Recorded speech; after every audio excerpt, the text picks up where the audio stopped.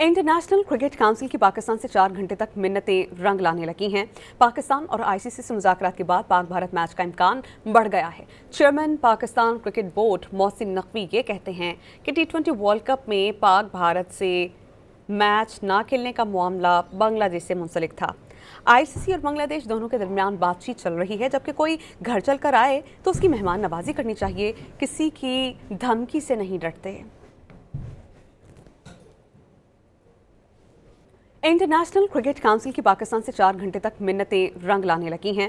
पाकिस्तान और आईसीसी से मुज़ाकरात के बाद पाक भारत मैच का इम्कान बढ़ गया है। Chairman Pakistan cricket board Mohsin Naqvi ये कहते हैं कि T20 वर्ल्ड कप में पाक भारत से मैच ना खेलने का मामला बांग्लादेश से मुंसलिक था।